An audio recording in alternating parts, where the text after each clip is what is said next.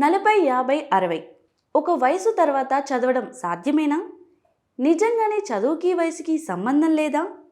అయితే చిన్న చిన్న విషయాలే మర్చిపోయే వారి మాట ఏమిటి? మోకాల నొప్పులతో, షుగరు, బీపీ లాంటి జబ్బులతో మందులే జీవితం అని నిట్టూరుస్తూ గడిపేవారు లక్నో వాసి ఉషారేణును చూసి చాలా నేర్చుకోవాలి. 2 సార్లు క్యాన్సర్ భయపెట్టినా తరిమి కొట్టి ఉల్లాసంగా, ఉత్సాహంగా జీవితం గడపడాన్ని తెలుసుకొని తీరాల్సిందే. నేనొక ధీరను అంటారు ఉషారే. 79 ఏళ్ల వయసులో ఎంబీఏలో చేరిన ఈ మహిళను చూస్తే ఆ మాట నిజమే అనిపిస్తుంది. మనకి ఉత్సాహం కూడా వస్తుంది. లక్నోలో నివసిస్తున్న ఉషా అక్కడి లోవీషుప్ ఆసుపత్రిలో అకౌంట్స్ అండ్ అడ్మినిస్ట్రేటర్లో పనిచేస్తున్నారు. అది రెగ్యులర్ ఉద్యోగిగా. ఉద్యోగ బాధ్యతలకు భంగం కలగకుండా పూణేలో ఉన్న డాక్టర్ డివై పాటిల్ విద్యాపీఠ్ సెంటర్లో నుంచి ఆన్లైన్లో ఎంబీఏ చేస్తున్నారు.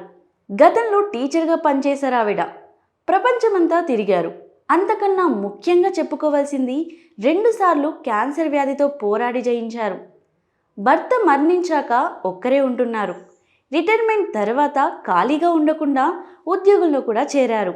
మిగిలిన కాస్త సమయం ఎందుకు వృధా చేయాలని ఎంబీఏలో చేరారట.